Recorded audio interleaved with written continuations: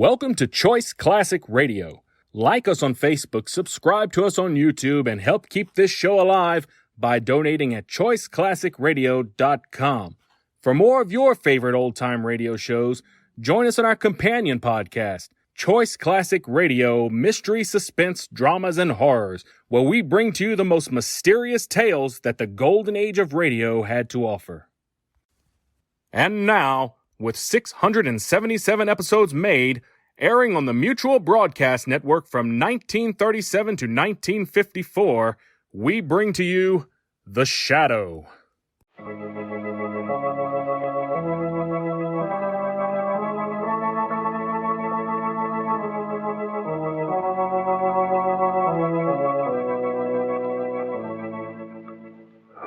knows what evil lurks in the hearts of men?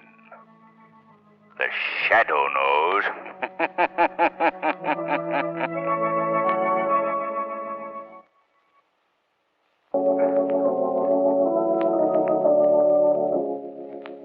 The Shadow, mysterious character who aids the forces of law and order, is in reality Lamont Cranston, wealthy young man about town. The Shadow uses his hypnotic power to cloud men's minds so that they cannot see him. Cranston's friend and companion, the lovely Margot Lane, is the only person who knows to whom the unseen voice of the Shadow belongs. Today's story, Murder Incorporated.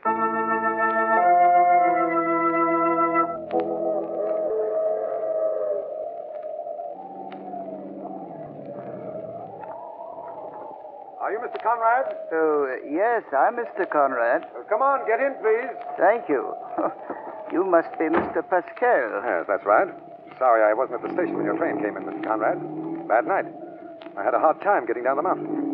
You know, I was beginning to think perhaps I'd misunderstood your instructions. Well, I wouldn't have you come out on a night like this, but I'm having a bit of a celebration tomorrow, and I'd like to have the piano, too. Quite all right, Mr. Pascal. Musical instruments are like humans to me. I never fail to respond to a call. I see. My house is about 2 miles up the mountain. Uh-huh. I'm afraid you're going to find it rather a lonesome Oh, place. no, indeed, I won't mind at all. I hope you've come prepared to spend the night, Mr. Conrad. The night? Yes, you see, there are no trains until morning. Oh, yes, of course. You know, I hadn't thought of that. Rather stupid of me. I should have warned you, but it hadn't occurred to me that perhaps somebody might be expecting you home. Oh, no, indeed. I have no folks. There's nobody to expect me, Mr. Pascal. Nobody to expect you, eh? Well, you'll not be missed, eh? No, indeed, Mr. Pascal. I shall not be missed. It's a bleak and dismal night, isn't it? Yes, a bleak and dismal night.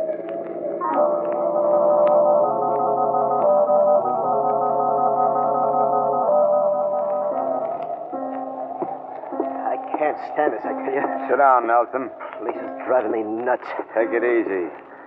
Pascal ought to be up here any minute. I can't stand it anymore. Wallace, I'm going. Don't be a fool. Shut up and listen. What's the matter? I think I hear Pascal on the stairs. You're batty. That's a floor's creaking. You're liable to hear anything in this old house.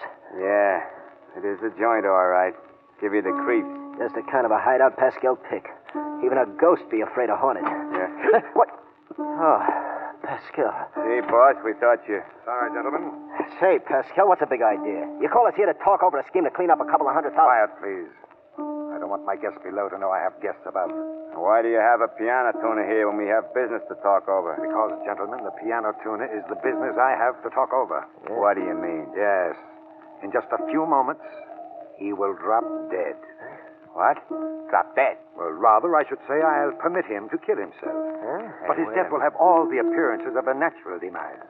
The actual cause will be impossible to detect. Well, how you going to do it? Follow me, gentlemen. Where are you taking us to? Through this door. Hey. What is this? This, gentlemen, is my laboratory. For the past 2 years, I've devoted myself to research and experimentation in this room on a chemical that could kill and yet leave no trace. You mean a secret poison? I'll explain. After I perfected my chemical, I next had to devise the best means for its use. Yes. You see this match? Yeah? The head of this match has been dipped into my secret formula. Yeah? So downstairs, I've placed some cigars in a package containing the treated matches beside our guest. In a little while, he'll light a cigar. So what? Then, gentlemen, you'll have the positive proof that my labors have been crowned with success. Skill, when it comes to anything in the chemical line, you're the tops. But I don't get it. How does this thing pay off? Gentlemen, we all know that the world is full of maladjusted people. Men and women tied to each other by force of circumstances. Go ahead. So isn't it reasonable to suppose that one party to these unfortunate associations would welcome the means by which he or she would be rid of the other? Oh, I get it. It's an insurance shake. Sounds swell to me. But how are you going to contact these clients? Have you figured that out? Perfectly. When people are in trouble, they go to one of three men: a doctor, a lawyer, a mind reader. Those professions will be represented by the three of us. You're going to hang out the old shingle again. The officers of Dr. Bruno Pascal are already selected. It'll be my job to impress the prospective client with the physical necessity of escape. What's my trick? As the master of the occult, you shall visualize the way out for them. The legal and material aspects will be your responsibility, Nelson. Yeah? You will see that our clients carry the proper amount of insurance. Okay. When the mind of the client is conditioned to accept murder as a solution to a problem, then we shall provide the means to what will truly be the end. The matches. The matches. Listen, that piano stopped. At last. Maybe the old guy's taking time out for a smoke. We'll see. All right, all right. How long's it going to take? Why don't he light it? Why don't he do... That's it, gentlemen. Yeah, come on, let's go.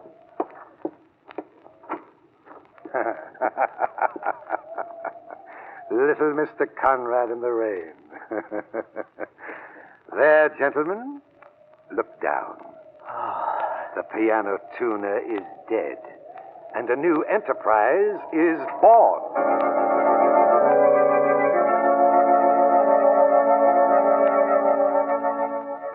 She was just sitting there smoking, and all of a sudden she kind of gasped for breath and toppled over dead. Never said a word or uttered a sound.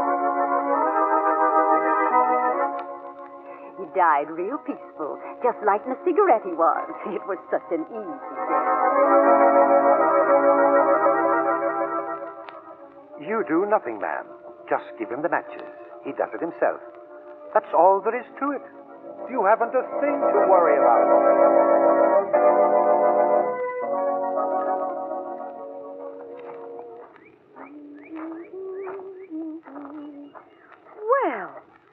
Well, Lamont.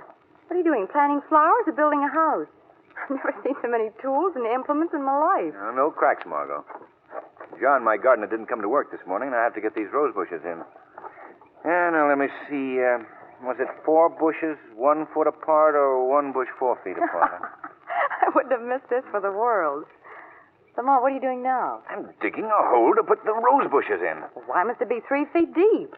Well, they're big rose bushes. Well, if you strike oil, let me know, will you? Margot, please, how can I concentrate?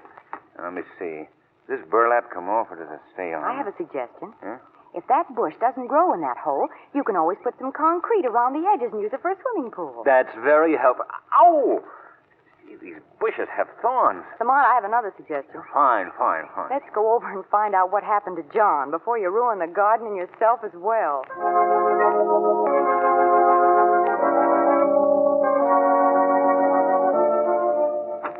Who is it?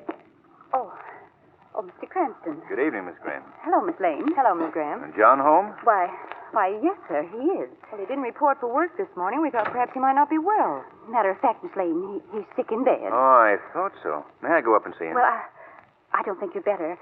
The doctor says he wasn't to see anybody. Then it must be serious. John was always so healthy. He's complained to me before, Mr. Cranston. You see, it's his heart.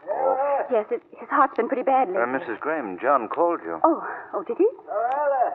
Tell Mr. Cranston I'd like to see him. Well, I'll go right up. Mr. Come Cranston, along, Margaret. Yes, Lamont. Now, don't worry, Mrs. Graham. We won't stay with him long. Well, I won't go up. I've got to call the doctor. Lamont, Yes, Margot? isn't Mrs. Graham a terribly nervous woman? Yes, very. But I suppose it's understandable under the circumstances. Yes, I suppose so. Here we are. This is the room. Well, hello, John. Hello, Mr. Cranston, Miss Lane. Hello, John. I asked my wife to send for you, sir. You asked Mrs. Graham to send for me? Yes, sir. But your Please, wife... Margot. Tell me something about this illness, John. It's your heart, isn't it? Yes, sir. Looks as if I'm going to be like those gladiolas we planted last spring. Fine one day and dead the next. Oh, John. And me, who's never had an acre of pain in my whole life before, sir. I see. Well, John, you said you sent for me because you wanted to talk to me. Yes, sir. It's about my wife.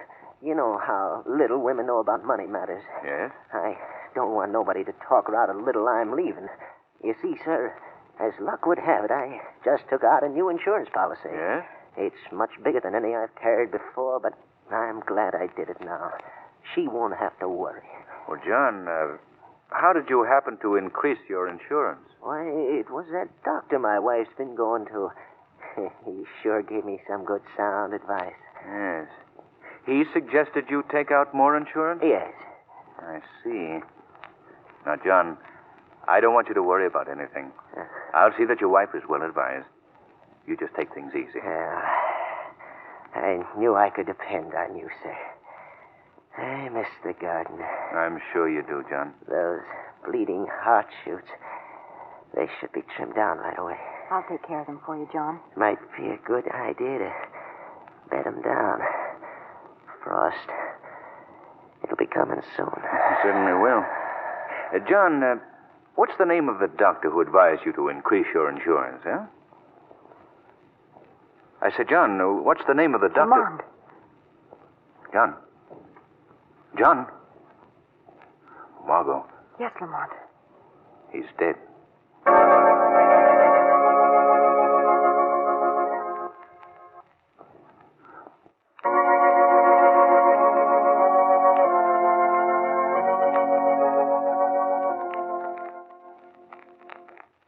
Well, Lamont, how do I look? Does my costume make me look like the poor, harassed housewife? Quite, Margot. But I'm afraid you're going to an awful lot of trouble for nothing. I don't think so, Lamont. We know now that it's this Dr. Pascal who's been treating Mrs. Graham for a long time. He's the one who advised John to increase his insurance. Well, that might have been advice sincerely offered. But how do you explain Mrs. Graham's conduct? If you mean what I think you mean, Margot, you're just about accusing that poor little woman of murdering her husband. But I'll play along with you. You're going to Dr. Pascal as a patient? Yes. I see. I'm a nervous case. You know what I mean. Married and nervous. Oh, you mean married nervous. Uh-huh, I see. Well, you should have a name. Oh, yeah, sure. Let's see. Belden, Mrs. Belden. How's that, eh? Too good. I'd rather you save the characterizing until you see the doctor. Okay. Oh, say, suppose you have to produce a husband. Oh, very simple in that case. You'll be my husband, Lamont. What? Now, let's get going. Mrs. Belden may have a date with destiny.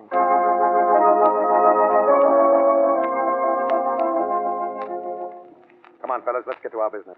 How do we stand with Mrs. Graham? We'll get the insurance check tomorrow. You know, we almost bungled that job. Yeah? How? Effective matches. Mrs. Graham told me that it took hours for her husband to die.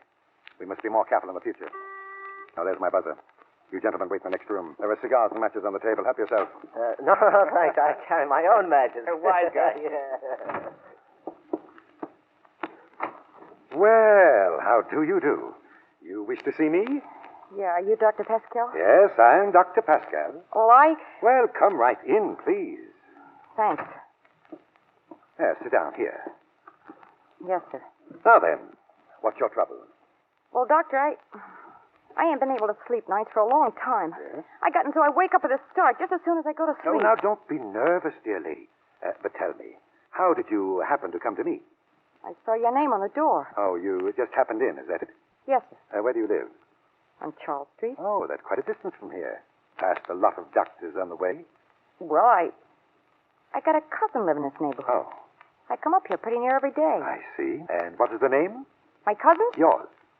Oh, mine, huh? Belden. Married, I suppose? Yes, Would you sit under this light, please? yes, sir.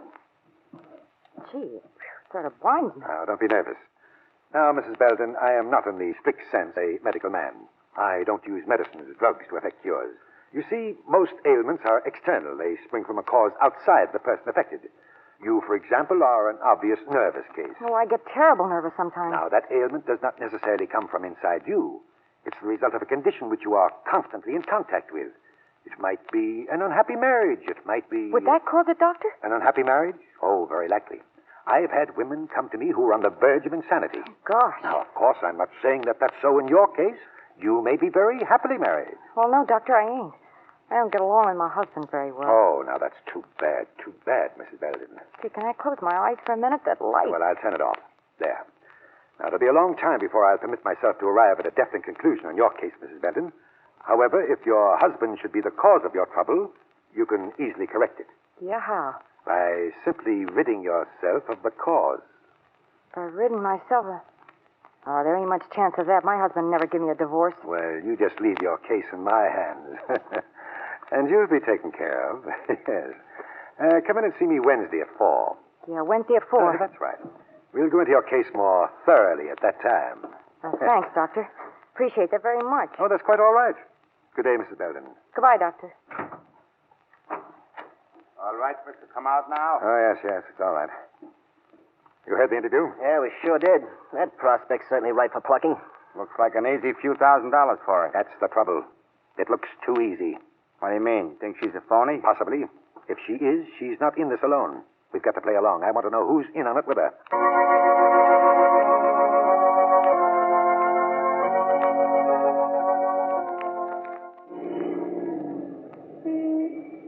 There it is, Lamont. Pascal's office is in that little frame house beside the grocery store. Oh, it's a modest enough place. Why do you suppose he wants to see me? Well, they probably want to condition your mind for a big insurance policy. Just as they did your gardener, John Graham. Margot, you seem to think Pascal has several confederates. Yes. Well, there's that lawyer he sent me to, Nelson. Then there's a mind reader by the name of Wallace. Yeah, but remember, Margot, all of these deaths have been certified as natural. How do you suppose they bring about these deaths? Well, I haven't progressed that far in their confidence yet. But it's coming, I'm sure. Margot, I do hope you're right about this affair. But now I think I'd better go in alone first and form my own impression of Dr. Pascal. But he asked me to come with my husband. Well, I'll tell him I'm to meet you in his office. And you come in after I've been there about 5 minutes. Well, all right, if you think that's best. I'll walk on. You stay here in the car, Margot. All right, Lamont. And don't forget, Margot, give me 5 minutes leeway. Yes, Lamont.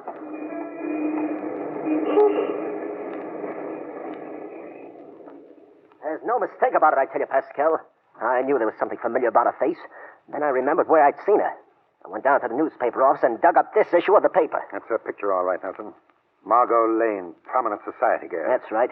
The man beside her in this picture, well, he's probably the one she's bringing here as her husband. Lamont Cranston, man about town. What are you going to do, Pascal? We can't take any chances, Nelson. They must be destroyed. Both of them. Uh-huh. Oh, here, Nelson, through this door. It leads out the side entrance. Okay. Good luck, Pascal. Thank you. Oh, well, how do you do? You wish to see me? Dr. Pascal? Yes? I'm Mr. Belden. Oh, Mr. Belden. Well, didn't your wife come with you? I expected her. I'm supposed to meet her here. Well, in that case, I guess you'll be along soon. My wife said you wanted to talk to me. Oh, it's nothing of great importance, Mr. Belden. I simply felt a man should know his wife's doctor. Well, how's that going to help her? Hey? Mr. Belden, your face looks familiar.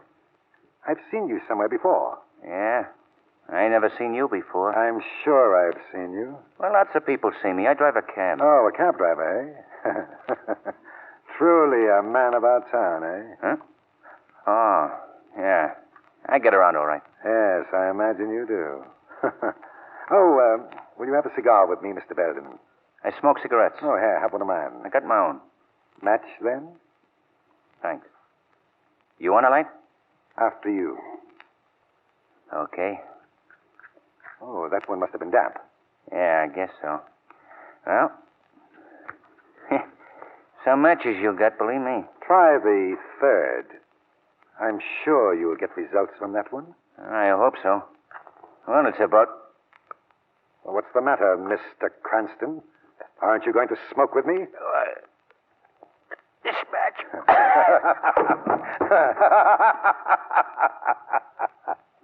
My, what an inglorious end for the glamorous man about town.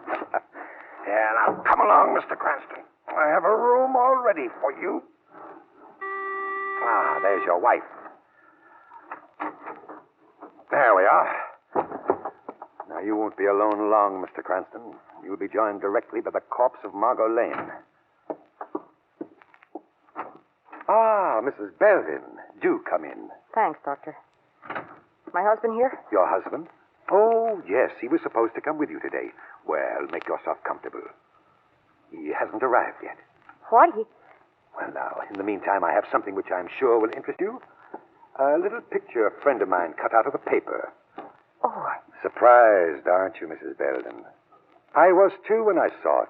I said, my, what a strange coincidence. This Margot Lane looks exactly like my Mrs. Belden. Yeah.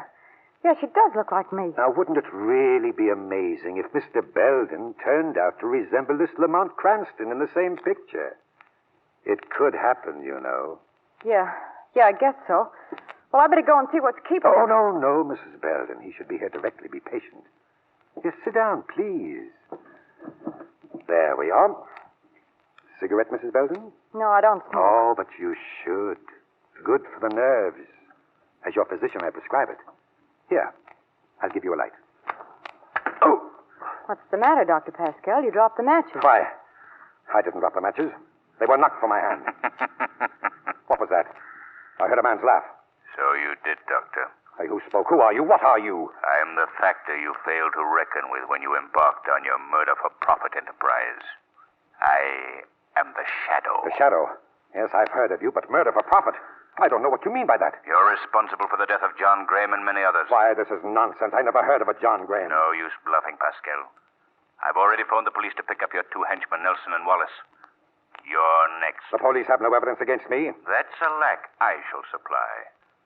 I have some of your ingenious little matches. Matches? You lie. You can't. And I have proof that at least 10 people died with a box of your matches beside them. I see. And you think you can stop me from leaving here? Try it. Very well, I'll call you. Look out, Margot. Don't let him go. Oh! Perhaps you're convinced now that it would be best to await the police quietly? Well, I suppose you're right. I've always believed that one should accept the inevitable in good grace. In fact, with nonchalance. I know of no better way to emulate that attitude than to have a smoke. Pascal, don't. Wait. Now, Mr. Shadow, your police shall find me waiting in supreme calm.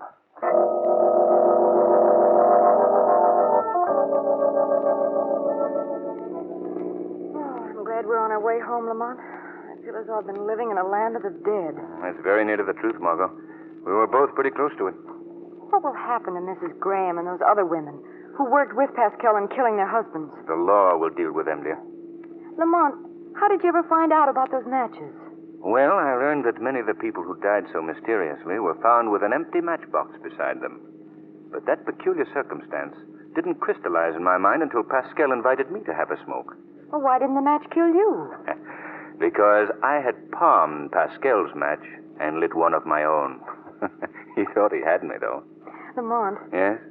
wouldn't it be wonderful Wouldn't what be wonderful? if you were only that clever at planting rose bushes? Who is the arch criminal who believes he can realize his base desires by outwitting the Shadow? The weed of crime bears bitter fruit. Crime does not pay. The Shadow knows. That concludes today's episode. We'd like to thank you and remind you to donate at choiceclassicradio.com. Remember, your donations make episodes like this possible.